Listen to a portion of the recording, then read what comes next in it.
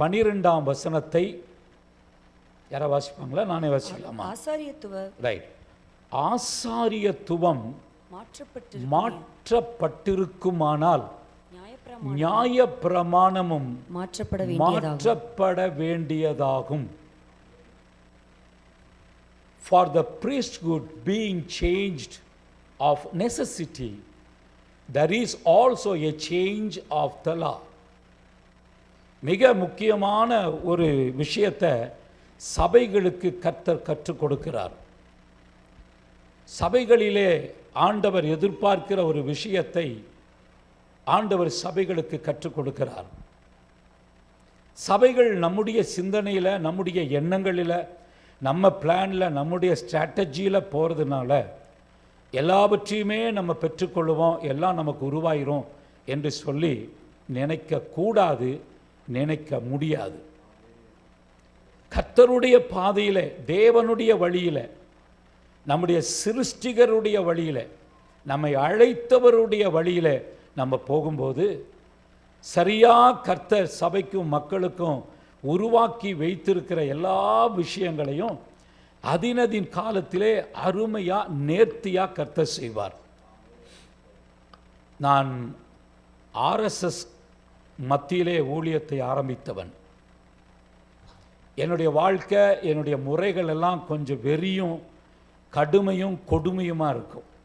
அந்த மாதிரி என்னை ட்ரெயின் பண்ணிட்டாங்க. எப்போ பார்த்தாலும் ஒரு கூட்டம் என்னை சுற்றி வந்துட்டே இருக்கும். போலீஸ் அதிகாரிகளோடு பேசி குறிப்பிட்ட நாளிலே என்னை கொலை செய்ய வேண்டும் என்று திட்டமிட்டார்கள். ஆனால் கர்த்தர் அந்த இடத்திலிருந்து என்னை காப்பாற்றி நடத்தினார். காரணம் அவருடைய அழைப்பும் அவருடைய கிருபா வரங்களும்.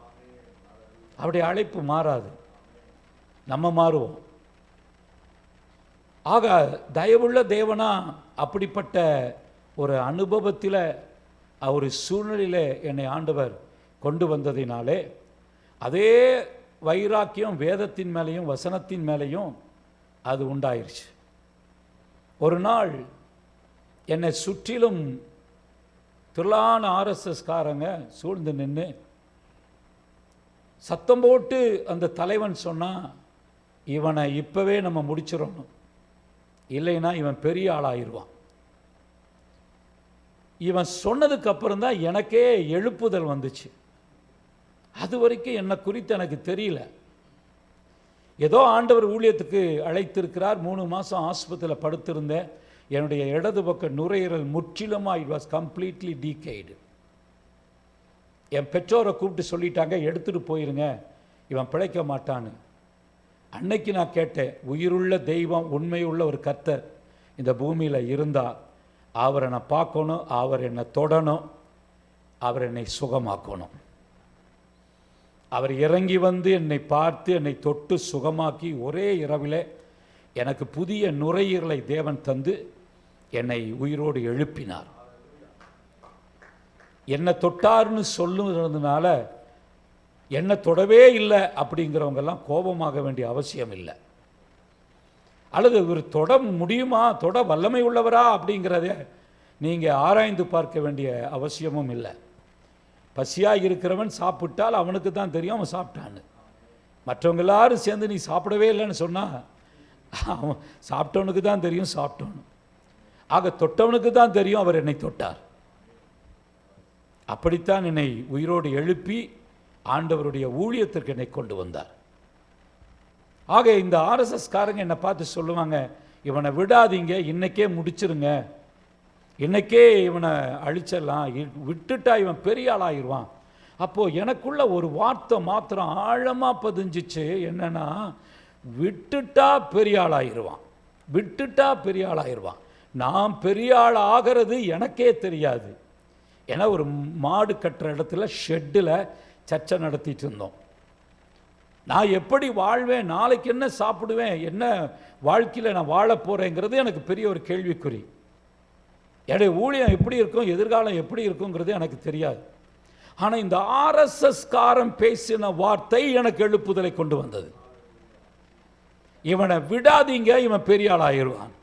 அப்போ தான் நான் யோசித்தேன், நான் பெரிய ஆளாகிற விஷயம் எனக்கே தெரியல, இவனுக்கு தெரிஞ்சிருக்கு பாருங்க. அந்த வார்த்தை என்னுடைய இருதயத்தில் ஆழமாக பதிஞ்சுது. நம்ம பெரிய ஆளாக போகிறோம், கர்த்தருக்கு வேலை செய்ய போகிறோம், பெரிய காரியங்களை செய்ய போகிறோம் என்று நமக்கு தெரியவில்லையே, அந்நியனுக்கும் புறஜாதிக்கும் தெரிந்திருக்கிறதே என்று ஆச்சரியப்பட்டு நானே அந்த வார்த்தையை உறுதியாக பிடித்து கொண்டேன். எத்தனையோ முறை என்னை மரணத்துக்குள்ளே நடத்துனாங்க, பில்லிசூனிய வல்லமைகளுக்குள்ளே நடத்துனாங்க. ஃபாதர் எங்கள் சர்ச்சுக்கு வரும்போது க்ளீன் பண்ணிட்டு இருக்கிறோம், ஒரு மூட்டை உருண்டு போகுது, எடுத்து பார்த்தா பூமியில் இருக்கிற எல்லா காசுக்காகாத விஷயமும் உள்ளே இருக்குது. தாயத்து, சாம்பிராணி, முடி, நீ பூமியில் ஆகாதெல்லாம் தூக்கி வீசுவோம்ல, அதெல்லாம் வச்சு மந்திரம் பண்ணி சர்ச்சுக்கு பண்ணியிருக்கான். எவ்வளோ பெரிய ஆள்! குடும்பத்துக்கு பண்ணுவான், வியாபாரத்துக்கு பண்ணுவான், சர்ச்சுக்கே பண்ணியிருக்கான். ஸோ இப்படிப்பட்ட நிலைகளிலெல்லாம் கடந்து வரும்போது ஆண்டவருடைய ராஜ்யத்திலே, கர்த்தருடைய ஊழியத்தில் எப்படித்தான் சஸ்டைன் பண்ணுறது, எப்படி நிற்கிறது, எப்படித்தான் ஆண்டவருடைய ஊழியத்திலையும் விசுவாசத்திலையும் நிலைத்திருக்கிறது, இதை ஆராய்ந்து பார்க்கும்போது தான் வேதம் அழகான ஒரு விதத்தை கற்றுக் கொடுத்துச்சு. அப்பொழுதுதான் ஆசாரியத்துவம் மாற்றப்பட்டிருக்குமானால் நியாயப்பிரமாணமும் மாற்றப்பட வேண்டியதாகும். 10 கட்டளைகளை ஆண்டவர் கொடுத்தார். 10 கட்டளைகளை நிறைவேற்றுவதற்கு எத்தனையோ வருஷங்கள் நான் முயற்சி பண்ணினேன். எத்தனையோ யூதர்களிடத்தில் படித்தேன், எத்தனையோ காரியங்களை கற்றுக்கொண்டோம், உபவாசம் பண்ணியிருக்கிறேன்.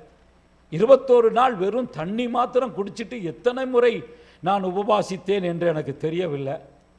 ஆனால் காலங்கள் ஓடும்போது இந்த ஒரு காரியத்தில் எனக்கு நிறைவில்லை. என்னால் முடியலையே, எனக்கு முடியலையே, என்னால் இந்த கட்டளைகள் சொல்லுகிறபடி வாழ முடியலையே, எனக்கு யாராவது உதவி செய்ய மாட்டாங்களா, நானும் அந்த தகுதியை பெற்றுக்கொள்ள மாட்டேனா, என்னுடைய வாழ்க்கையிலே அந்த பரிசுத்தம் வராதா, அந்த கீழ்ப்படிதல் வராதா, எனக்கு ஆண்டவர் உதவி செய்ய மாட்டாரா என்று சொல்லி குட்டிய பறிகொடுத்த கரடியை போல பதறினேன். பெரிய சபை, 3 ஆராதனை, வல்லமையாக பிரசங்கம் பண்ணிட்டு வீட்டுக்கு போய் சோர்வோடு படுப்பேன். எல்லாருக்கும் பிரசங்கம் சந்தோஷமாவாங்க, ஆனால் பிரசங்கிக்கிற எனக்குள்ள சந்தோஷம் இல்லை. பாஸ்டர்கள் தங்களுடைய உண்மை நிலையை வெளியே சொல்கிறது கொஞ்சம் குறைவு. ஆனால் ஊழியர்களை எழுப்பிவிட வேண்டும் என்று விரும்புகிற போதகர்கள் தாங்கள் கடந்து வந்த எல்லா கடின பாதைகளையும் சொல்லிக் கொடுப்பாங்க. சத்தம் வரமாட்டேங்குதே, ஒரு ஆமேன் சொல்லாமே. நம்ம சபை ஆமேன் சொன்னால் முடியல, இப்போ தான் ஆரம்பிக்குதுன்னு அர்த்தம். ஆக ஒரு ஆமேன் சொல்லுங்க பார்க்கலாம். சரி, ஆக இந்த விஷயத்தை ஆராய்ந்து பார்க்கிறேன். எப்படி இது மாற்றப்பட்டிருக்கும்? ஆண்டவராகிய கர்த்தராயிற்றே, அவரல்லவா நமக்கு இதை கொடுத்தார், அவர்தானே நம்மை நடக்க பண்ணினார், அவர்தானே இதில் நடக்க பண்ணினார். முயற்சி பண்ணுகிறோம், செய்திகளை கேட்கிறோம், 10 நாள் ஜெபம் பண்ணுறோம், சோர்ந்து போகிறோம், 4 நாள் நல்ல சிந்தனையோடு இருக்கிறோம், மறுபடியும் தேவையில்லாத சிந்தனைகள், அசுத்தங்கள், எண்ணங்கள், யோசனைகள், கோபங்கள், வைராக்கியங்கள், பல வகையான பிடிவாதங்கள், மன்னிக்க முடியாத விஷயங்கள் என் வாழ்க்கையில் வந்து நானும் ஒரு கிறிஸ்தவன், நானும் சர்ச்சுக்கு போறேன்னு சொல்லிட்டு வேதத்தை தூக்கி கொண்டு பரிசுத்தவான்களை போல ஆலயங்களுக்கு நம்ம வந்து பழகிட்டோமே. உண்மையான ஒரு தேவன் விரும்புகிற ஒரு ஆவிக்குரிய வாழ்க்கை நமக்குள் உண்மையா இருக்கிறதா? எத்தனை முறை உபவாசம் பண்ணியிருப்போம், எத்தனை பாடல்களை பாடியிருப்போம், எத்தனை முறை தனியாய் செபித்திருப்போம், குடும்பமாய் செபித்திருப்போம், குடும்ப ஜெபங்களை நடத்தியிருப்போம், குடும்பத்திலே கூட்டங்களை கூட்டியிருப்போம். ஆனால் உண்மையாகவே ஒரு தேவ மனுஷனா, ஒரு தேவ மனுஷியாக இன்றைக்கு தேவன் தந்திருக்கிற அந்த மெய்யான சந்தோஷத்திலே, மெய்யான சமாதானத்திலே நிலைத்திருந்து தேவ சுவிசேஷத்தை மற்றவர்களுக்கு நம்முடைய வாழ்க்கையின் சந்தோஷத்தினால் வெளிப்படுத்துகிற ஒரு நல்ல சாட்சி இருக்கா? ஒரு நல்ல வாழ்வு நமக்கு இருக்கா? தூரத்திலே ஒரு பெண்ணு போனா கூட அவங்கள பார்த்தா தெரியும் இவர்கள் ஒரு கிறிஸ்தவர்கள்னு. ஒரு கிறிஸ்தவ குடும்பம் தூரமா போகும்போதே தெரியும். ஆக இக்காலத்திலே தேவனாகிய கர்த்தர் சுவிசேஷத்திற்கு சாட்சியாய் நம்மை வைக்கும்படி அவர் விரும்புகிறார். அல்லேலூயா. நான் PhD வாங்கியிருக்கேன். எத்தனையோ உயர்ந்த இடங்களில் ஸ்தானங்களில் ஏறி இருக்கிறேன். உயர்ந்த அதிகாரிகளோடும் மந்திரிகளோடும் மிகப்பெரிய தலைவர்களோடும் உட்கார்ந்து நான் பேசியிருக்கிறேன். எப்பெல்லாம் அதை முடிச்சுட்டு திரும்பி வருவனோ அப்பெல்லாம் துக்கமாக வருவேன். ஏன்னு கேட்டால் படிப்பு அங்கே வேலை செய்யாது, பணம் வேலை செய்யாது, நம்முடைய பேக்ரவுண்டு வேலை செய்யாது, நம்முடைய அனுபவங்கள் அங்கே வேலை செய்யாது. ஒரே ஒரு காரியம்தான் நம்முடைய வாழ்க்கையை ஜெயமாய் மாற்றும். அது கர்த்தருடைய பரிசுத்த ஆவியானுடைய வல்லமை. ஹல்லேலூயா. தாவீது சொல்லுகிறான், என் பாத்திரம் நிரம்பி வழியட்டும். நிரம்பி வழிகிற ஒரு அனுபவம் தாவீதுக்கு உண்டானதினாலே அவனுடைய வாழ்க்கை மேலான நிலைக்கு உண்டாக, மேலான நிலைக்கு போவதற்கு கர்த்தர் உதவி செய்தார். எல்லா சபையிலும் எல்லா மக்களுக்குள்ளேயும் பரிசுத்த ஆவியானவரை கர்த்தர் வச்சிருக்கிறார். பரிசுத்த ஆவியானவர் இல்லாமல் ஆலயத்துக்கு வர முடியாது. அது that's the work of the Holy Spirit. விசுவாசம், துதி. ஆனால் நிரம்புகிற ஒரு அனுபவம் இருக்கு. அந்த உள்ள இருக்கிற ஆவியானவர் நிரம்பி கம்ப்ளீட்டா நம்மளை கண்ட்ரோல் பண்ணுகிற ஒரு நிலைமை இருக்கு. நான் ஆவியானவரை கண்ட்ரோல் பண்றதை விட்டுட்டு ஆவியானவர் என்ன கண்ட்ரோல் பண்ணுகிற ஒரு எதிர்பார்ப்பு தான் வாழ்க்கையின் ஜெயத்திற்கு உதவி செய்யும். ஹல்லேலூயா. வாழ்க்கையின் உயர்வுக்கு உதவி செய்யும். யோசித்து யோசித்து பார்த்து, என்ன ஆண்டவரே, என்ன விஷயம் இது நடக்கலையே, 12ஆம் வசனத்திலே யோசித்து பார்த்து விட்டு கீழே அப்படியே அந்த அதிகாரத்தை நான் வாசித்து ஆண்டவர் சமூகத்தில் காத்திருந்து தேவனிடத்தில் கேட்க தொடங்கினேன். ஆசாரியத்துவம் மாற்றப்பட்டிருக்கிறதே. God has changed the priesthood. இது வேதத்தின்படி சரியா? வேதத்தின்படி கரெக்டு தானா? கர்த்தர் தானே நமக்கு பெரிய ஆசாரியன், அவர் தானே நமக்கு கட்டளைகளை கொடுத்து அதன்படி வாழச் சொன்ன தேவன். அப்பொழுதுதான் ஆபிரகாமை பற்றி தேவன் சற்று உணர்த்தினார். ஆரம்பம் இல்லாத முடிவில்லாத மெல்கிசதேக்கிற்கு ஆபிரகாம் தன்னுடைய தசமபாகம் எல்லாவற்றையும் கொடுப்பார். இந்த மெல்கிசதேக் ஆபிரகாமுக்கு திராட்சரசத்தையும் அப்பத்தையும் கொடுப்பார். யார் இந்த மெல்கிசதேக்? இவருக்கு வம்சம் கிடையாது, ஆரம்பம் கிடையாது, முடிவு கிடையாது. தேவனாகிய கர்த்தர் ஏதோ ஒரு திட்டத்தின்படி ஆபிரகாமை மெல்கிசதேக்கோடு இணைத்து, ஆபிரகாம் தன்னுடைய எல்லா வகையான விஷயத்தோடும் அந்த மெல்கிசதேக்கு தசமபாகம் கொடுக்க பண்ணி, அவரிடத்திலிருந்து அப்பத்தையும் தண்ணீரையும், அப்பத்தையும் திராட்சரசத்தையும் பெற்றுக்கொள்ள ஒரு மறைமுகமான ரகசியத்தை வேதத்தில் கர்த்தர் வைத்திருந்தார். நல்லா கவனிக்கிறீங்க, கர்த்தருக்கு ஸ்தோத்திரம். இந்த முறையின்படி வந்து கொண்டே இருக்கிறது. ஆண்டவருடைய பிள்ளைகள் முயற்சி செய்கிறார்கள். மோசே வருகிறார், ஆபிரகாம் வருகிறார், ஈசாக்கு வருகிறார், வரிசையாய் வருகிறார், தாவீது வருகிறார், தீர்க்கதரிசிகள் வருகிறார்கள். வரிசையாய் வந்து கொண்டே இருக்கும்போது எந்த இடத்திலுமே இஸ்ரவேல் ஜனங்களை குறித்து கர்த்தர் கோபம் உள்ளவராய் எரேமியாவிலே, எசேக்கியேல் தீர்க்கதரிசியிலே, இன்னும் எல்லா மைனர் ப்ராஃபட்ஸ்ல அவர் எச்சரிக்கை கொடுக்கிற தேவனாகவே பேசிக் கொண்டிருக்கிறார்.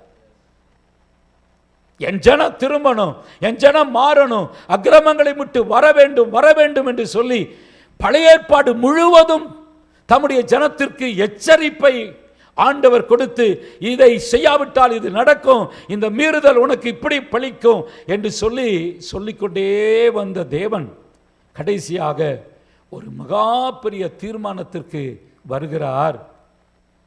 நீங்கள் எல்லாரும் இந்த அதிகாரத்தை கட்டாயமாக கிறிஸ்தவர்களாக இருக்கிறதுனால படிச்சிருப்பீங்க. நீங்கள் படிக்காமல் இருந்திருக்கவே மாட்டீங்க, கட்டாயம் படிச்சிருப்பீங்க. ஸோ இந்த இடத்திலே ஆண்டவராகிய இயேசு தன்னைத்தானே உன்னத ஆசாரியனாக, ஹை பிரீஸ்டாக தன்னை ஒப்பு கொடுக்கிறார். Are you listening? இதுவரைக்கும் ஆசாரியத்துவம் லிவைட்ஸ் ட்ரைபில் தான் வந்துச்சு. லிவைட்ஸா இருந்தா தான் அவர்கள் ஆசாரியர்களா இருக்க முடியும். லிவைட்ஸ் தவிர லிவைட்ஸ் ட்ரைப்ல இல்லாதவர்கள் ஒருவர் ஆசாரியனாய் வரவே முடியாது, வரவும் கூடாது. ஆனா நீங்களும் நானும் ஆராதித்துக் கொண்டிருக்கிற இயேசு உன்னதமான ஆசாரியனாய் மாறினாரே, அவர் யூத கோத்திரத்திலிருந்து வந்தவர். He is not from Levites, he is from Judah tribe. ஐயா, கர்த்தருடைய சபையே, ஆண்டவராகிய இயேசு தன் சபையை மீட்க வேண்டும், தன் பிள்ளைகளை மீட்க வேண்டும், தன் ஜனங்களை மீட்க வேண்டும் என்பதற்காக தேவனால் அனுப்பப்பட்ட தேவகுமாரனாய் இறங்கி வருகிறார். இவர் லிவைட்ஸ் லேவி கோத்திரத்திலே வந்து ஆசாரியனாய் வந்திருந்தால் இதுவரைக்கும் நமக்கு பிரச்சனை இல்லை. ஆனா இப்போ அவர் யூத கோத்திரத்திலிருந்து வந்து விட்டார். பைபிள் ஓப்பனா டிக்ளேர் பண்ணுது, ஆசாரியத்துவம் மாற்றப்பட்டு இருக்கிறது. கவனிக்கிறீங்க நம்புறேன். அல்லேலூயா. நம்முடைய முயற்சிகளுக்கு, நம்முடைய பாடுகளுக்கு ஒரு விமோச்சனத்தை தேவன் தரும்படி, தன்னுடைய பிள்ளைகளுக்கு ஒரு நல்ல வழியை தேவன் காட்டும்படி தன்னுடைய சொந்த குமாரனையே அவர் பூமிக்கு அனுப்பினார். சர்வ வல்லமையுள்ளவர், சர்வ அதிகாரமுடையவர். அவரை போல மகத்துவமும் மேன்மையும் கிடையாது. அவருடைய வாழ்வில், லிசன் ப்ளீஸ், சத்துருவின் எந்த ஆதிக்கமும் நிறைவேறவில்லை. கல்லறையின் கல்லை திறந்தாங்க, ஏதோ இயேசு எந்திரிச்சிட்டு வெளியே வரட்டும்னு கேட்ட திறந்த மாதிரி நினைச்சிடாதீங்க. அங்க மரியாள் சொல்லிட்டு போறா, கல்லறையிலே இருக்கிற கல்லை எனக்கா யார் புரட்டுவார்கள்? ஆண்டவர் சொல்றார், புரட்டி காட்டுறேன் வா. அதுக்கு புரட்டுனாரு. இயேசு வெளியே வர்றதுக்கு கதவை திறக்கல. ஏன்னா பூட்டி இருந்த வீட்டுக்குள்ள போய் நின்னவர் அவர். Are you there? Are you listening? உங்க வீட்டுக்குள்ள வந்து நிற்கிறார். நீங்க எத்தனை தான் லாக்கு போட்டாலும் உள்ள வரணும்னா வந்துருவாரு. ஆக இவருக்கு கல்லை உருட்ட வேண்டிய அவசியம் இல்லை. சர்வ வல்லமையுள்ள தேவன். ஏன் கல் உருட்டப்பட்டது? ரோம போர் சேவகர்களின் அதிகாரத்தை, இந்த கவர்மெண்ட் சீலை என்னால உடைக்க முடியும் என்பதை காட்டுவதற்காக God just broke the seal of Romans. அதை உடைச்சார். ஆனா எந்த இடத்திலும் அவர் கடந்து வருவதற்கு வல்லமையுள்ள ஒரு கர்த்தர் அவர். உங்களையும் நீங்களும் நானும் ஆராதிக்கிற தேவன் அவ்வளவு மகிமையானவர். இப்போ கடைசியாக சிலுவையிலே அவர் தொங்குகிறார். நமக்கு தெரியும், சிலுவையிலே ஜீவன் போற நேரத்தில் அவர் தன்னுடைய தலையை சாய்த்து ஜீவனை விட்டார். வித்தியாசம் புரியுதா? ஜீவன் போனதுக்கு அப்புறம் தான் தலை உழுகும், உயிர் போனதுக்கு அப்புறம் தான் தலை சரியும். ஆனா இவரு அதுக்கு கூட தன்னை ஒப்பு கொடுக்கல. ஏன்னா எல்லாரும் சொல்லிடுவாங்க, உயிர் போயிடுச்சியா, விழுந்துட்டாரியா, முடிஞ்சிருச்சியா. தலைய அவரே சாட்சி வச்சுட்டு அதை கூட பர்ஃபெக்டா முடிச்சிட்டு, இங்க பாரு சாத்தானே, டேய் நீ என் ஜீவன் மேல உனக்கு அதிகாரம் கொள்ள முடியாது, நானா விரும்பி ஜீவனை விட்டாத்தான் அது போகும் என்று சொல்லுகிற அருமையான உறுதிப்பாட்டை தலையை சாய்த்து நமக்காக ஜீவனை விட்டார். அல்லேலூயா. சாத்தான் அடிச்சு ஆண்டவரை கொன்னுட்டாங்க அப்படின்னு நம்ம சண்டே கிளாஸ் வந்து கேட்டிருப்போம். ஆனா அவர் விரும்பியே மரிக்க வந்தவர், நம்மை அறிந்தே நமக்காக மரிக்க வந்தவர்.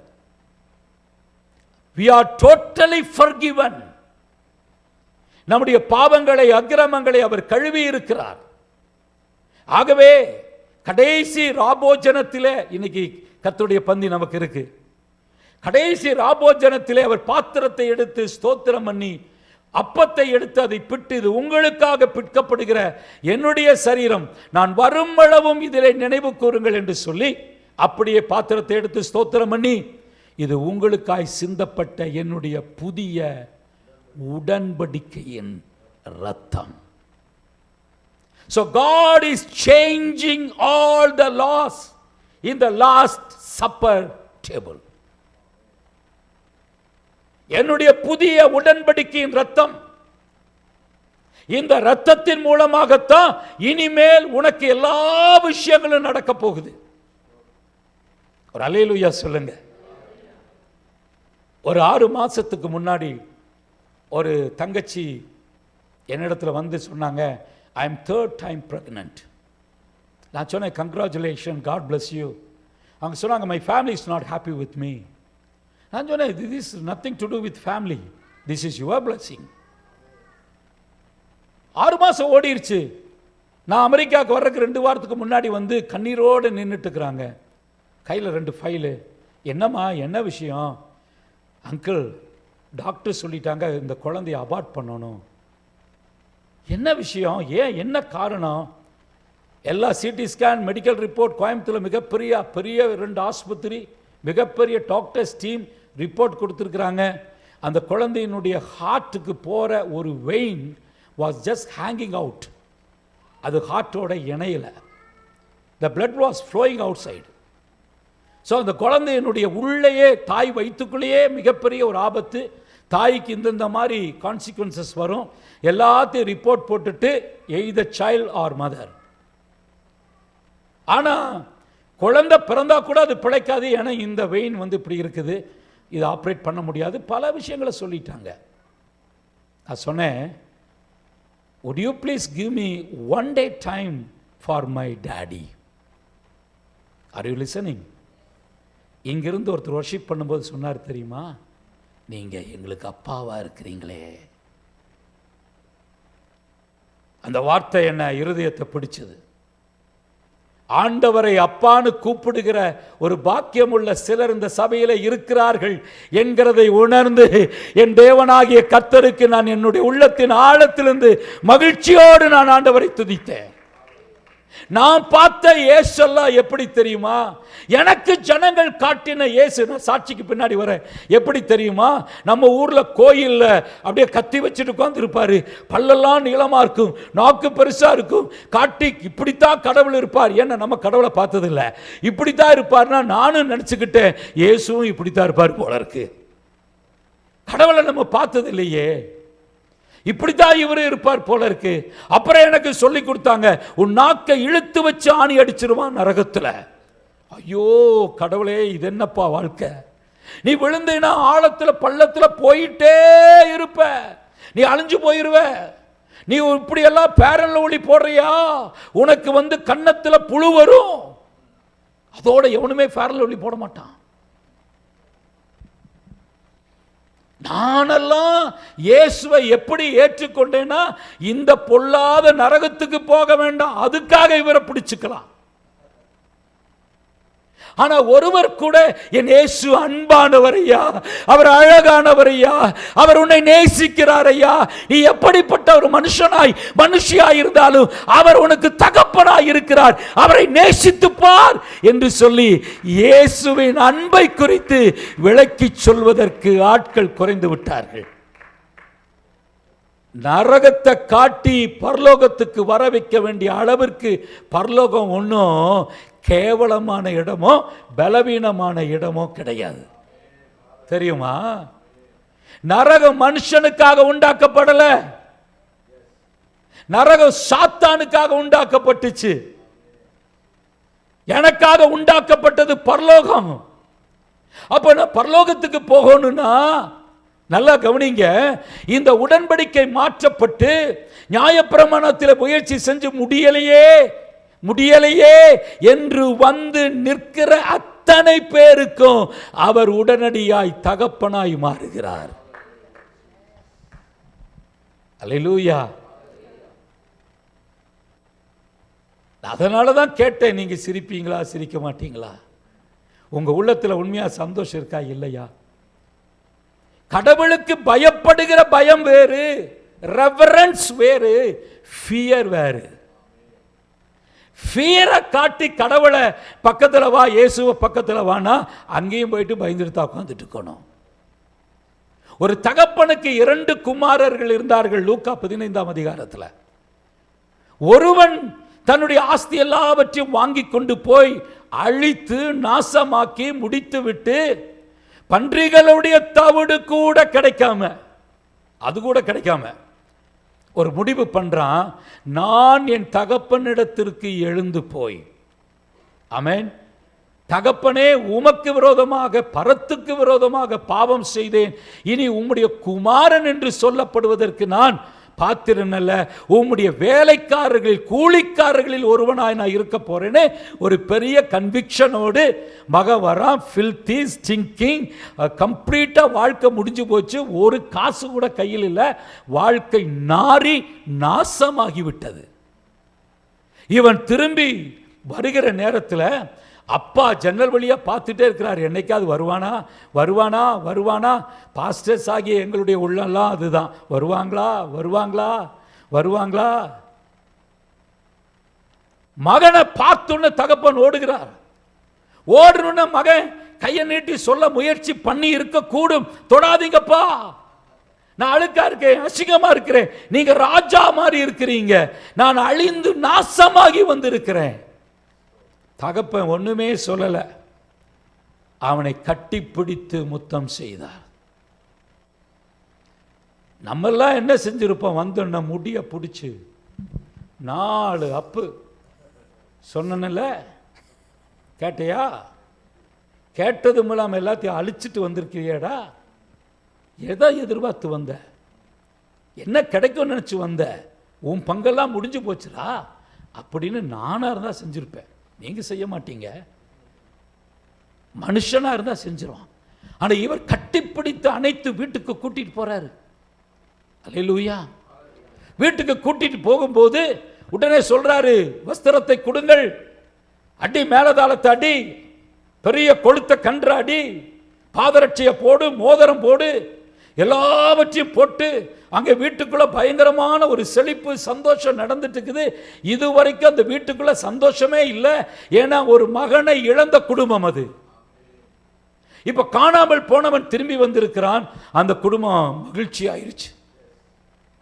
உடனே நம்ம ஊர்ல எல்லாம் சொல்ல, அட பாயாசம் வை, அந்த பாயாசம் வை, 3 பாயாசம் வை, அந்த பாயாசம்னு நிறைய பாயாசம் எல்லாம் வச்சு. நம்மளா இருந்த மூத்த குமாரன் வரான், தூரத்திலேயே சத்தம் கேட்டுருச்சு. என்ன வீட்டில் என்ன புது சத்தமா இருக்கே? வேலைக்காரன், உன்னுடைய தம்பி மரித்து போனானே, செத்து போயிட்டானே, அவன் திரும்ப வந்திருக்கிறான். He supposed not to come to church. நான் வீடு சொல்லலைங்க, ஆலயத்தை சொல்றேன். அவனெல்லாம் எப்படி வரலாம்? இந்த பாவி எப்படி வரலாம்? இந்த துரோகி எப்படி வரலாம்? இந்த மனுஷன் எப்படி வரலாம்? அழித்தவனாச்சே, அப்பாவுக்கு கீழ்ப்படியாதவனாச்சே, மீறி போனவனாச்சே, அப்பாவின் கட்டளைகளை, நியாயப்பிரமாணங்களை மீறினவனாச்சே, இவன் எப்படி திரும்பி ஆலயத்துக்கு வர முடியும், வீட்டிற்கு வர முடியும்? இப்ப அப்பாட்ட போறான் நேரா, அப்பா என்னப்பா நடக்கு? தம்பி வந்திருக்கிறான்டா. ஓ, நல்லா கவனிங்க. தம்பி புறப்படும் போது சர்வன்ட் மைண்டோட புறப்பட்டான், அப்பாட்ட வந்து சேர்ந்த உடனே சன்னாயிட்டான். இவன் சன்னு மாதிரி வீட்டுக்குள்ள இருக்கிறான், சன்னு மாதிரி பக்தியா பரவசமா. காலையில கூப்பிடுவார், பேரை சொல்லி கூப்பிடுவார், டே குமாரே, உன்ன சொல்லுங்கப்பா. நீங்க பைபிள்ல குமார்னு எங்க இருக்குன்னு தேடாதீங்க. வயலுக்கு போறப்பா, வேலையை செஞ்சுட்டப்பா, வந்துட்டப்பா, உத்தம, சன்மார்க்க, நீதிமான், கீழ்ப்படிதல், பயங்கரமான மனுஷன். கர்த்தருடைய ஆலயத்தில், கர்த்தருடைய ஊழியத்தில் பயங்கர ஸ்ட்ரிக்டா, நேர்மையா, பயங்கரமா இருந்தவன், ஒரு குற்றமும் செய்யாதவன், எதுவுமே பண்ணாதவன். அப்பத்தான் புத்திய காட்டுறான். இத்தனை காலம் உமக்கு நான் ஊழியம் செஞ்சேனே, புரியுதா உங்களுக்கு? இத்தனை காலம் உமக்கு நான் வேலை செஞ்சேனே, எனக்கு ஒரு ஆடு கூட அடிக்கலையே. அப்படின்னா இவன் சர்ச்சுக்குள்ளேயே இருந்துக்கிட்டு சர்வன்ட்டா இருந்திருக்கிறான், வீட்டுக்குள்ளேயே இருந்துக்கிட்டு அப்பாவுக்கு மகனா வாழல. இன்னைக்கு தோட்டத்துக்கு போயிட்டு வந்தா சம்பளம் கிடைக்குமா? இன்னைக்கு போயிட்டு வந்தா பாயசம் கிடைக்குமா? இன்னைக்கு போயிட்டு வந்தா எனக்கு ஒரு ஆடு அடிப்பாரா? காத்து காத்து காத்து காத்து கடைசியில் ஏமாந்து போயிட்டான். அன்னைக்கு விரக்தியோடு ஃப்ரஸ்ட்ரேஷனோடு சொல்றான், இவ்வளவு காலம் உண்மையா உங்களை தொழுதுகிட்டனே, கீழ்ப்படிஞ்சனே, வேலை செஞ்சனே, ஒழுக்கமா இருந்தனே, உங்க பேரை நான் கெடுத்ததே கிடையாது, உங்க சொத்துல ஏதாவது ஒரு பைசாவை நான் அழிச்சிருக்கேன்னா என்ன மாதிரி நல்லவன் யாருமே இல்லை, எனக்கு ஒண்ணுமே நீங்க செய்யலையே. அப்பதான் தெரியுது இவன் மகன் இல்லை, இவன் சர்வெண்டா வாழ்ந்துட்டு இருக்கிறான்.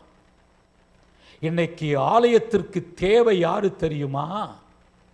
மகன்மார்கள், மகள்மார்கள்.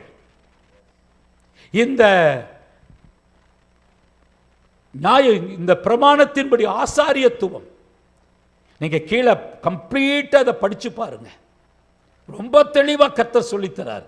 இந்த ஆசாரியத்துவம் மாற்றப்பட்ட உடனே ஹை பிரீஸ்டா சிங்காசனத்திலே, ஆலயத்திலே, அவர் உன்னதமான ஸ்தலத்திலே மிகப்பெரிய தேவ மனுஷனா, மிகப்பெரிய ஆசாரியனாய் உட்காருகிறார். ஆனா என்னுடைய வீட்டுக்குள்ள அவர் எனக்கு தகப்பனாய் இருக்கிறார். சோ நான் கைய வச்ச அந்த பொண்ணுக்காக சொன்னேன், டாடி எதையாவது செய்யுங்க டாடி. நான் கடவுளே ஆண்டவரே என்று கூப்பிட்ட காலங்களிலே எத்தனையோ உபவாசம், எத்தனையோ நாட்கள் நான் உரிமையோடு கேட்டேன். என்னை அழைச்சிங்கல்ல, என்னை அபிஷேகம் பண்ணுனீங்கல்ல, என்னோடு நீங்க இருக்கிறீங்கல்ல, வாக்கு கொடுத்திருக்கிறீங்கல்ல, எங்களை இதுவரைக்கும் நடத்தி இருக்கிறீங்க, நீங்க தானே எங்களுடைய அப்பா, நீங்க தானே எங்களுடைய டாடி, நீங்க செய்யாம யாரு செய்வா, நீங்க நிரூபித்து காட்டுங்க. அந்த தங்கச்சி போயிட்டா. அடுத்த வாரம் வந்தா. திங்கக்கிழமை அவ ஹாஸ்பிட்டல் போயிருக்கணும், நான் போகாதன்னு சொல்லிட்டேன். காலையில் கம்யூனியன் எடு, மத்தியான கம்யூனியன் எடு, சாயங்காலமும் கம்யூனியன் எடு. யோசித்தா. நான் சொன்ன தைரியமாடு. வீட்டில் போய் 3 முறை கம்யூனியன் எடுத்தா. அடுத்த நாள் காலையில் ஃபோனில் ஒரு ஜாம் பண்ணி அனுப்பிச்சிட்டேன். கம்ப்ளீட் டெஸ்ட் சாயங்காலம் வரைக்கும். 4 மணிக்கு என்னை கூப்பிட்டா. கூப்பிட்ட உடனே அவள் என்ன பேசுனானே எனக்கு புரியலை. ஒரே சத்தம், கத்தரா. நான் சொன்னேன், கொஞ்சம் மெதுவா நிதானமாக சொல்லு. சொன்ன, அங்கிள் குழந்தையினுடைய வெயின் ஹார்ட்டோட இணைஞ்சிருக்கு, இதுக்கு கூட கை தட்டலைனா அந்த கை எதுக்கு? ஒரு MA எம்எட்டு படித்த ஒரு மிகப்பெரிய ஹெட் மாஸ்டர். நான் சொன்னேன், வாங்க கரங்களை தட்டி பாடுவேன். அவர் சொன்னார், no no no no no, என் எஜுகேஷனுக்கு நான் கையெல்லாம் தட்ட மாட்டேன். ஓகே. கரெக்டாக 6 மாதம் கழிச்சு ஃபோன் பண்ணி கூப்பிட்டாரு. கொஞ்சம் வரையா தம்பினாரு. என்ன? கொஞ்சம் வா. சரி போனேன். ஒரு கைதட்டி பாட்டு பாடுறியா? என்னடா இது, கைதட்ட வேண்டான்னு சொன்ன ஒரு கைதட்டி பாட்டு பாடுறியா? அப்பத்தான் தெரியும் 2 கையும் விழுந்து போச்சு. மனைவி தூக்கி வைக்கிறாங்க, இன்னொரு பிள்ளை இதை தூக்கி வைக்கிறா. நான் சொல்ல வர்றது, கை இருக்கும் போதே தட்டிக்க.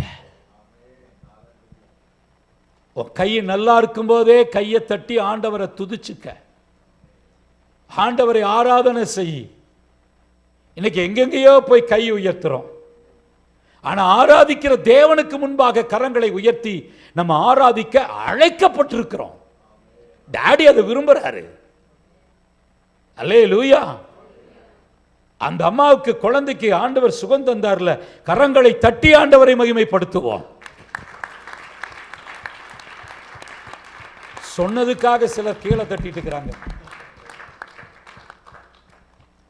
நான் சுகமாகி ஆஸ்பத்திரியில் போய் சுகமாகி சர்ச்சில் உட்கார்ந்துருக்கிறேன்.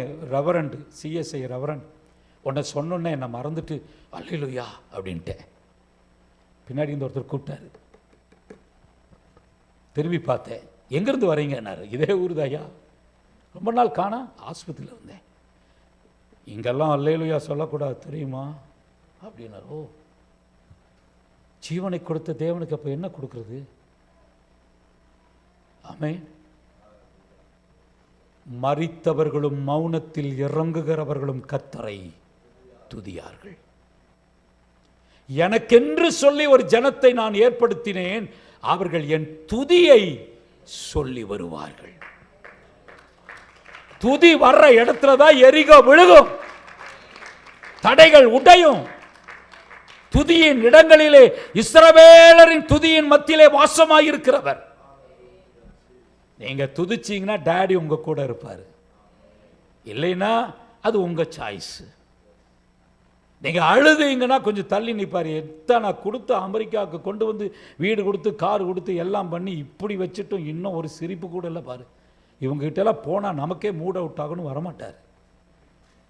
ஆனால் சிரிச்சு பாருங்க, என்னடா நம்ம பிள்ளைகளை சிரிக்கிறாங்களே, என்ன விஷயம் அப்படின்ட்டு அன்பு கூறுகிற நல்ல தகப்பன் வருவார். நீங்கள் எல்லாரும் டேடி தானே, உங்கள் பிள்ளைங்க தினம் நொய் நொய் நொயின்னு அழுதா வீட்டுக்குள்ளே சலிப்பாக இருக்கும்.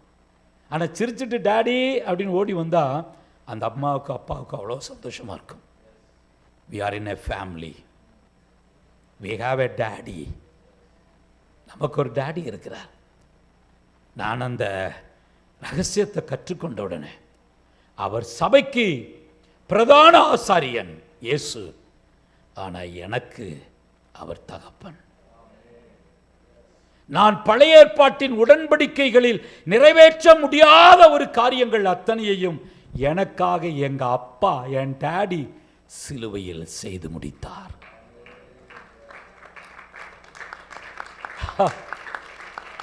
நான் அவைகளுக்கு பாத்திரவானாயிருக்கிறேன். எங்க அப்பா சம்பாதித்த அத்தனையும் எனக்குரியது.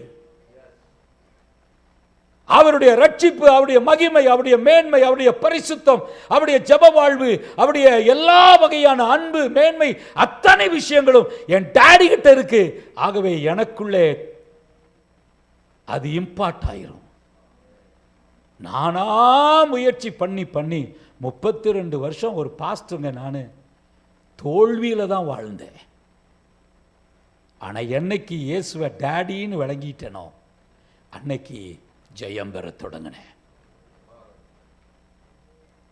அவர் அப்பான்னு என்னைக்கு நான் புரிந்து கொண்டேனோ அன்றைக்கு அவருடைய அன்பு, அந்த மகிமை. கீழே வரும்போது இதில் எழுதப்பட்டிருக்கிறது, எழுத்து கொள்ளும் ஆவி உயிர்ப்பிக்கும். பழைய எழுத்து மோசேனுடைய காலத்திலே இந்த கற்பனைகள் எழுதப்பட்டு அவருடைய கையிலே கொடுக்கப்பட்டது. அந்த ஊழியமே அவ்வளவு மகிமையாயிருந்தால் ஆவிக்குரிய ஊழியம் எவ்வளவு மகிமையாயிருக்கும். புதிய உடன்படிக்கைக்குள்ளே என்றைக்கு தேவ பிள்ளைகள் கர்த்தருடைய சபைகள் வருகிறதோ அன்றைக்கு சபைகள் ஆறுதல் பெற்று அவைகள் வளரத் தொடங்கும். பயம், மிரட்டுதல் இன்றைக்கு அநேகருக்கு அது தங்களுடைய உள்ளத்திற்கு ஆறுதலா இல்லை. வலுவாதபடி காக்கிறவரும் மாசற்ற குற்றமற்றவர்களாய் நம்மை நிறுத்துவதற்கு அவர் வல்லமை உள்ளவராயிருக்கிறார்.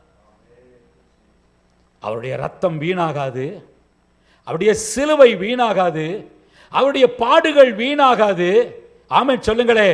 என்னையோ இந்த சபையின் ஒருவரையோ சத்துரு ஒரு நாளும் அவர் கரத்திலிருந்து பறிக்கவே முடியாது. இந்த நம்பிக்கை முதல்ல சபைக்கு வேணும். நான் இன்றைக்கு கழுவப்பட்டிருக்கிறேன், அவருடைய ரத்தம் என்னை மூடியிருக்கிறது. அவரை நம்புகிறதினால் நான் விசுவாசியாகவும் விசுவாசத்தினால் நீதிமானாகவும் நான் இருக்கிறேன். கர்த்தர் என்னை நம்பி இருக்கிறார். நானும் தேவனும் ஒன்றாய் இருக்கிறோம். அவர் எனக்குள் இருக்கிறார். நான் அவருடைய ஆலயமாயிருக்கிறேன்.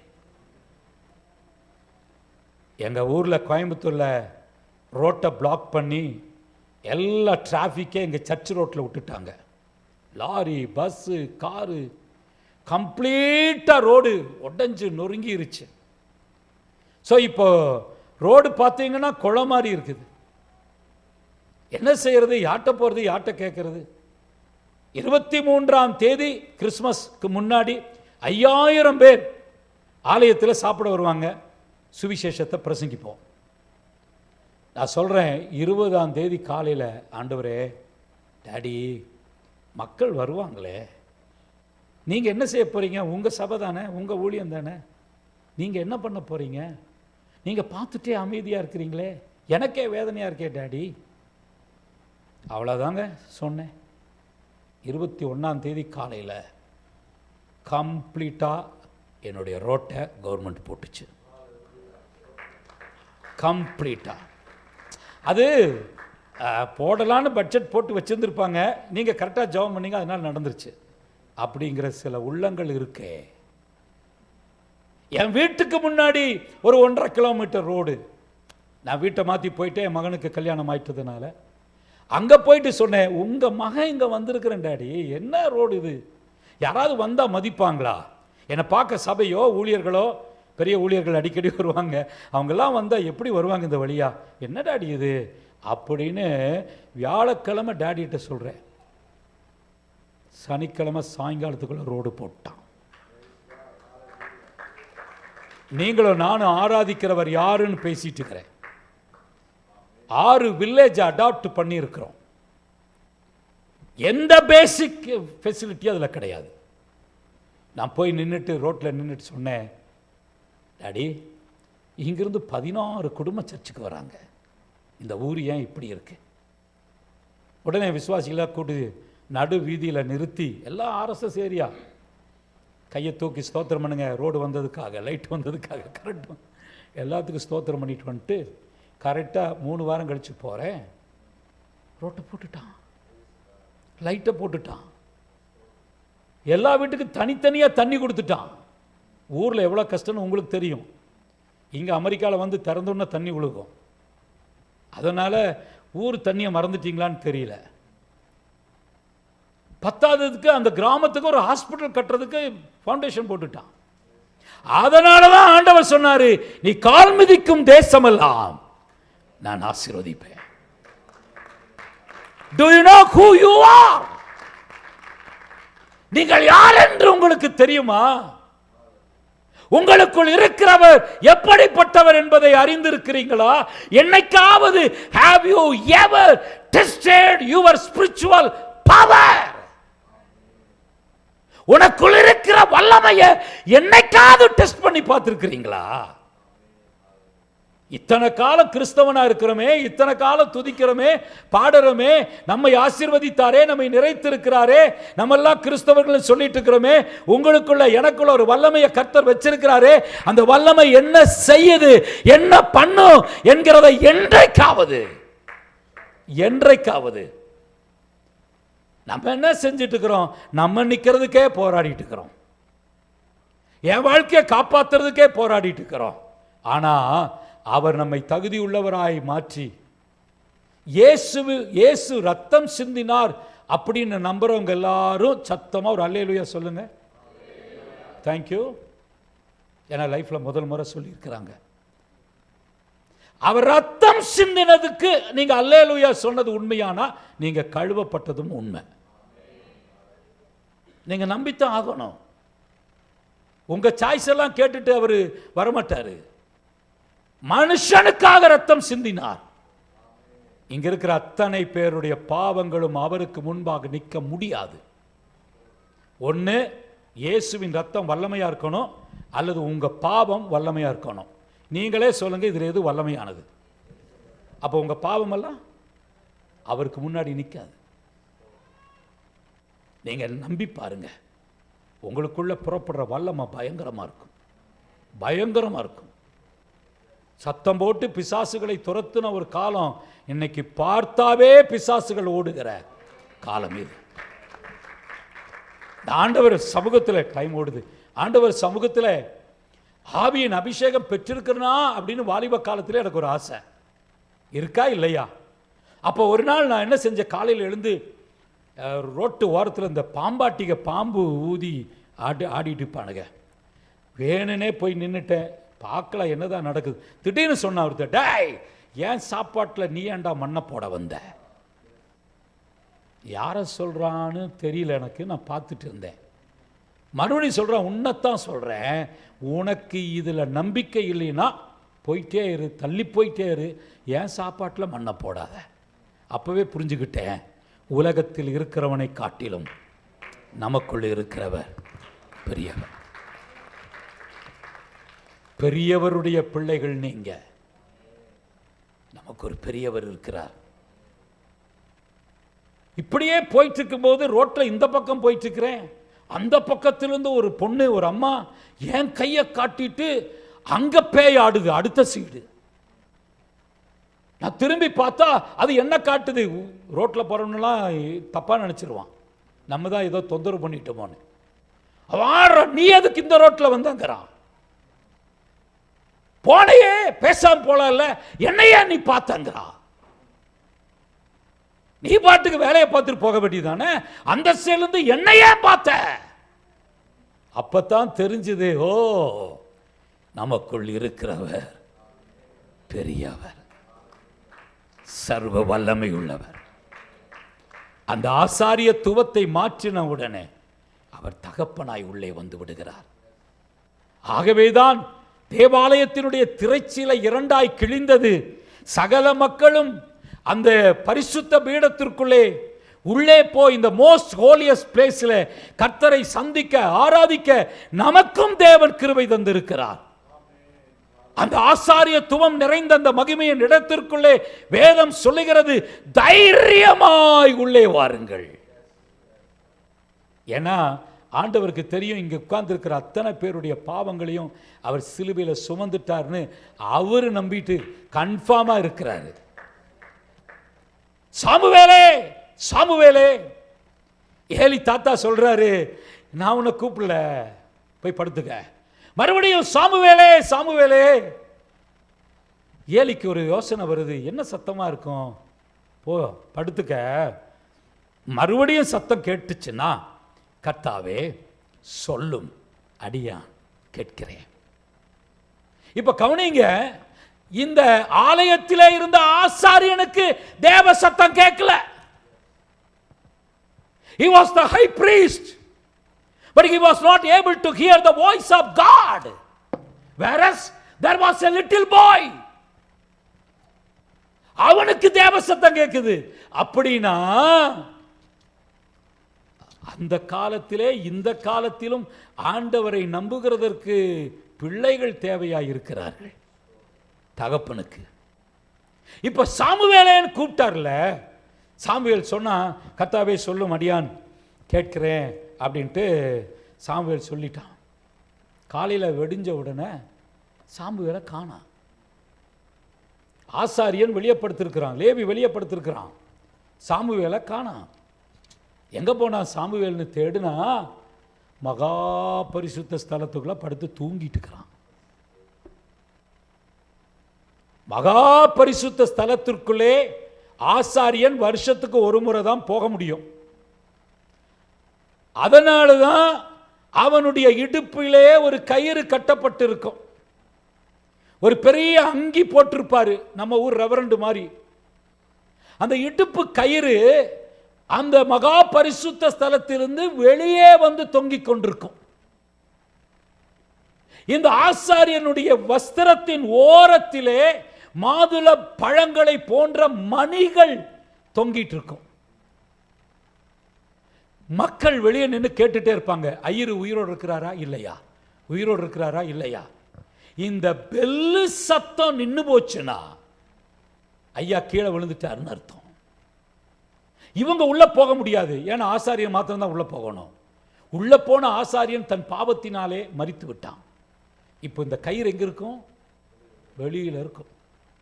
மக்கள் எல்லாரும் கயிறை பிடிச்சி இழுத்தா அங்கியோடு ஐயரு வெளியே வருவார். ஆனா இன்றைக்கு அதை திறந்து சாமுவேலை உள்ளே அழைத்து அவன் உள்ளேயே கர்த்தர் சத்தத்தை கேட்டு படுத்து விட்டான், தூங்கிட்டான். காலையில் உள்ள இருந்து வெளியே வரான். என்ன ஒரு தயவு, என்ன ஒரு கிருபை, என்ன ஒரு ஃபேவர். ஆலயத்திலே வேலை செய்கிற ஊழியக்கானுக்கு கிடைக்காத ஒரு ஃபேவரை ஆண்டவர் இந்த எதிர்கால தீர்க்கதரிசிக்கு குழந்தையா இருக்கும் போதே கொடுத்தாரே. அப்படிப்பட்ட ஒரு தேவன் தான் நம்முடைய ஆண்டவராக இருக்கிறார், நமக்கு கர்த்தராக இருக்கிறார். கடைசியா ஒரு பாயிண்ட், என் டைம் முடிஞ்சிருச்சு. ஆதாமும் ஏவாளும் பாவம் பண்ணிட்டாங்க. ஆண்டவர் வருகிறார் தோட்டத்துக்கு. God is a decent God. நம்ம மச்சா மாதிரி டக்குன்னு வீட்டுக்குள்ள வரமாட்டாரு. வெளியே நின்று கூப்பிடுவார், ஆதாமே எங்கே இருக்கிறாய்? இப்படியே சொல்லுவான், இங்கே தான் இருக்கிற ஆண்டவரே, வாங்க கமின் ப்ளீஸ் அப்படின்னா ஆண்டவர் டீசெண்டாக. ஏன்னா அவங்க 2 பேரும் ஹஸ்பண்ட் ஒய்ஃப் 2 பேரும் உள்ளே இருக்கிறாங்க. அவர்களை வாழ வைக்க உள்ளே வச்சிருக்கிறாரு. அவங்களுக்காக அவ்வளோ பெரிய ஒரு தோட்டம், நதிகள், அவ்வளவா ஆண்டவர் அங்கே வாழ வச்சிருக்கிறாரு. அவ்வளவு மகிமையாக வாழ்ந்துட்டு இருக்கிறாரு உள்ள. ஒரு நாள் போய் கேட்கிறாரு, ஆதாமே, சத்தம் இல்லை. என்ன பண்ணிட்டாரு கேட்குறாரு, என்னப்பா பண்ண? நீர் தந்த துணையாய் தந்த ஏவாள் இப்படி பண்ணிட்டா, நான் சாப்பிட்டுட்டேன். சரி ஏவாளே, என்ன விஷயம்? சாத்தான் என்னை வஞ்சிச்சிட்டான். ஆண்டவர் என்ன பண்ணார் தெரியுமா? உங்களுக்கு தெரியும், ஆதியாகமத்தில் முதல்ல வருஷம் ஜனவரியில் நம்ம கட்டாயம் வாசிப்போம். ஜனவரியில், ஏன்னா 1ஆம் தேதி முடிவு பண்ணுவோம், இந்த வருஷம் பைபிளை வாசித்து பிடிச்சிருவேன் அப்படின்னு தொடங்கி ஒரு 3-4 அதிகாரம் வரைக்கும் தம் கட்டிட்டு வரும். அடுத்த சனிக்கிழமை வர்றதுக்குள்ளே பார்த்தீங்கன்னா படாது. அப்புறம் ஈஸ்டர் வந்துடும் சொல்லுவேன். மத்தேயுவில் தொடங்கி வெளிப்படுத்துகிற விஷயத்தை முடிச்சிடலாம். அதனால் கட்டாயமாக இந்த ஆதாமை நீங்கள் வாசித்திருப்பீங்க. அவர் தப்பவே முடியாது. வருஷ துவக்கத்தில் ஆண்டவர் இந்த ஆதாமையும் ஏவாளையும் தோட்டத்தை விட்டு சொல்லுங்க துரத்தினார். இவங்க 2 பேரும் ஓடி போயிட்டாங்க வெளியே. நான் என்ன நினைச்சிட்டு இருந்தேன் இது வரைக்கும், அவங்க பாவம் செஞ்சதினால அடிச்சு துரத்திட்டாரு. இல்ல, ஏன் துரத்தினார் தெரியுமா? தோட்டத்தில் 2 கனியை ஆண்டவர் வச்சாரு. ஒன்று நன்மை தீமை அறியத்தக்க கனி, இன்னொன்று ஜீவ விருட்சத்தின் கனி, ஃப்ரூட் ஆஃப் லைஃப். ஒன்று வந்து ஃப்ரூட் ஆஃப் நாலேஜ். இவன் போய் ஃப்ரூட் ஆஃப் நாலேஜை சாப்பிட்ட உடனே டக்குன்னு தெரிஞ்சிருச்சு, ஐயோ நம்ம இப்படி இருக்கிறோமே. உடனே புரிந்து விட்டது, அறிவு வந்து விட்டது. இப்போ அடுத்த கனி என்ன? Fruit of life. இப்ப பாவம் நிறைந்த இந்த ஆதாம், பாவம் நிறைந்த இந்த ஏவாள் ஃப்ரூட் ஆஃப் லைஃப் சாப்பிட்டுட்டா, அவனுக்குள்ள இருந்த பாவத்திற்கு விமோச்சனமே இல்லாமல் போய்விடும்.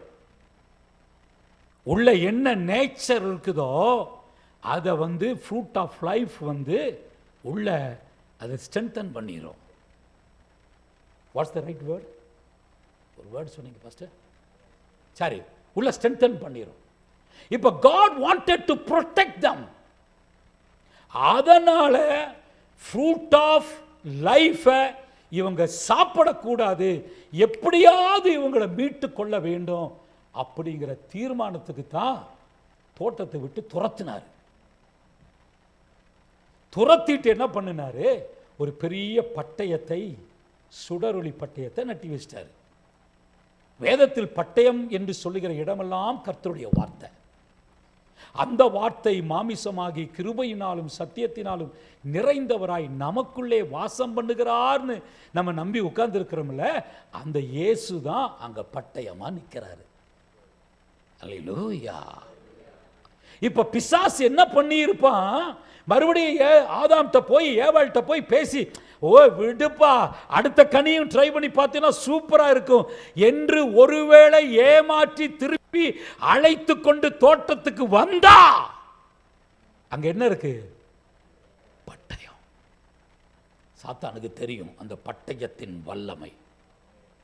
ஆகவே தோட்டத்தை பாதுகாத்து ஆதாம் ஏவாளும் விழுந்தவர்கள் விழுந்த நிலையிலேயே இருக்கக்கூடாது, எப்படியாகிலும் அட்லாண்டா தமிழ் சபை மக்களை மீட்டுக்கொண்டுதான் ஆவேன் என்று சொல்லி ஏதேனிலே பட்டயத்தை வைத்து ஆதாம் ஏவாள் திரும்பி தோட்டத்துக்குள் வராமல் காத்துக்கொண்டார்.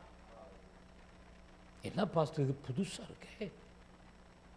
அதனாலதான் வெளிப்படுத்தின விசேஷத்தில் சொன்னார், உனக்கு நான் ஜீவ விருட்சத்தின் கனியை நான் தரமாட்டேன்னு சொல்லி துரத்துனேன்னு இல்லை, இப்போ அதே கனியை உனக்கு நான் தரத்தான் போறேன். ஜெயம் கொள்ளுகிறவன் எவனோ அவனுக்கு ஜீவ விருட்சத்தின் கனியை நான் புசிக்க கொடுப்பேன். அதனால தாங்க ஜெனிசிஸ்ல வேதம் தொடங்கி ரெவலேஷன்ல வேதம் முடிஞ்சிருச்சு. இந்த ஜீவ விருட்சத்தின் கனி அங்க மிஸ் ஆச்சு. ஆண்டவர் பிராமிஸ் பண்றாரு, நீ தைரியமாறு, ஜெயம் கொள்ளு, நீ கடைசிக்கு வா. அங்க ஆதாம் விட்ட அந்த கனியை ஜெயம் கொள்ளுகிறவர்களுக்கு நான் கொடுக்கத்தான் போறேன். விளங்கணுங்க சத்தம் ஒரு அல்லேலூயா சொல்லுங்க. வேற யாரும் கிடையாது. அந்த கனி ஆண்டவராக இயேசு, அவர் நமக்குள்ளே இருக்கிறார். ஆகவே மனிதனை மீட்க வேண்டும், அவனை அழித்து நாசமாக்க வேண்டும், அவனை சிறைச்சாலையில் அல்லது நரகத்தில் தள்ளி அவன் நாசமாய் போகிறதை பார்க்க வேண்டும் என்று யோசித்த கர்த்தர் அவர் அல்ல. தேவன் அன்பாகவே இருக்கிறார். God is love. அப்ப அன்பை எங்க காட்ட தொடங்கினார்னா, சிலுவையில் ஏதேனிலேயே காட்ட தொடங்கிட்டார். அங்கேயே இரக்கத்தை கொண்டு வந்துட்டார். கடந்து வந்து வந்து வந்து வந்து வந்து இன்னைக்கு இந்த காலம் வரைக்கும் வந்திருக்கிறோமே. உங்களை பார்த்து ஒன்று சொல்லுகிறேன், சத்துரு உங்களை தொட அவர் விடமாட்டார். நெவர், முடியாது. ஒருவேளை நீங்க அமெரிக்காவில் இருக்கிறனால உங்களுக்கு தெரியாம இருக்கலாங்க பிரதர். ஒவ்வொரு நாளும் நாங்கள் பார்க்கிறோம், ஒருவனுடைய கையும் மேலப்படாது, ஒரு வல்லமையும் நமக்கு விரோதமாய் வராது. வந்துருச்சுன்னா கர்த்தர் பெரியவரா, இந்த வல்லமை பெருசா? யோசித்து பதில் சொல்லுங்க. கர்த்தரே பெரியவர்.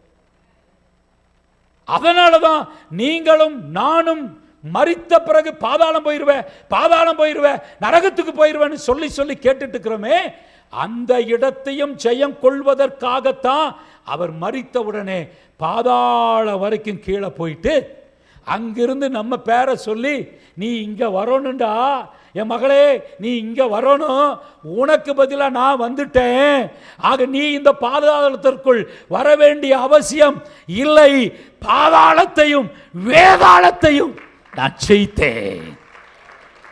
சும்மா செய்யல ஆண்டவர். எதையோ ஒன்று நேரம் இருக்குது, 3 நாள் ஏதாவது பண்ணலான்னு செய்யல. உங்களை மீட்பதற்காக. அழகா சொன்னாங்களே, அன்பின் அகலம் ஆழம் உயரம் இன்னதென்று அறிந்து கொள்வதற்காக. அப்ப ஆண்டவருடைய அன்பின் ஆழம் என்ன? நான் பாவம் செய்ததினால் தள்ளப்பட்டு பாதாளத்துக்கு போயிருப்பேன்ல, அந்த இடம்தான் ஆண்டவர் எனக்கு காட்டின அன்பின் ஆழம். என்னை கொண்டு போய் சிங்காசனத்தில் உட்கார வைப்பார்ல, அதுதான் அன்பின் உயரம். அவர் எப்பொழுது என்னை நேசிக்கிறார்? 2000, 5000, 7000 உலகம் தோன்றுவதற்கு முன்பாக இருந்து அவர் என்னை நேசிக்கிறாரே, அதுதான் அன்பினுடைய அகலம். எப்பையா? இனிமேலும் நான் நித்திய ஜீவனை பெற்றுக்கொள்வதற்காக 1000 வருட அரசாட்சியும் தாண்டி எனக்கு ஒரு இடம் வைத்திருக்கிறாரே, அதுதான் அன்பின் நீளம். இவ்வளவு அழகான ஒரு தேவனை நம்ம தெய்வமா வச்சுக்கிட்டு சந்தோஷமா வாழாம விரக்தியோடும் துக்கத்தோடும் வேதனையோடும் ரட்சிப்பின் சந்தோஷத்தை காட்ட முடியாம ஏதோ வாழ்க்கையில எல்லாமே அழிஞ்சு போன மாதிரி எப்ப பார்த்தாலும் பிபி பிடிச்சவங்களாட்ட சீரியஸாவே இருக்கிறோமே. இவ்வளவு பெரிய காரியத்தை கர்த்தர் நமக்கு செய்திருக்கிறாரே, நினைத்து பார்த்தா இரவெல்லாம் அழுகணும், வாரமெல்லாம் அழுகணும். என் வாழ்க்கை உங்க வாழ்க்கை உங்களுக்கு தெரியும். we are totally forgiven.